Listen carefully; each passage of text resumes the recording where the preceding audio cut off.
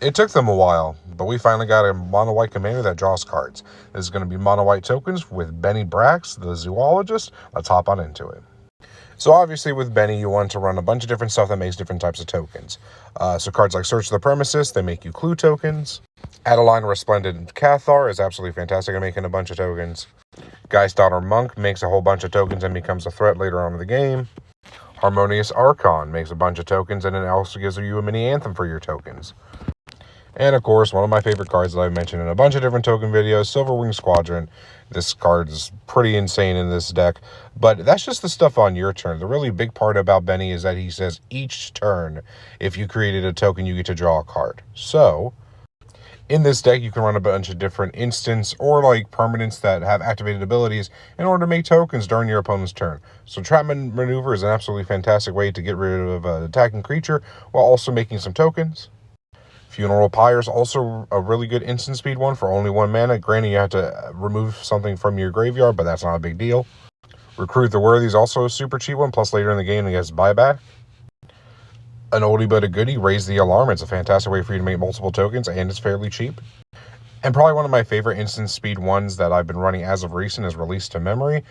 You get to exile somebody's graveyard, and you make a bunch of 1/1 tokens. It can pretty much help you swing the game back in your favor, depending on your board state.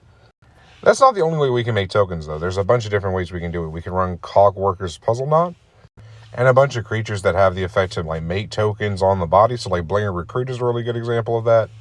Twilight Drover is also a fantastic example of that. Plus, this card's absolutely insane for token decks. There's also a bunch of enchantments that can help you make a bunch of more tokens.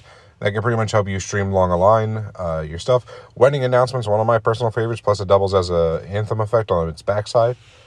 Mobilization makes Vigilant Soldier tokens. Dawn of Hope makes creature tokens with lifelink.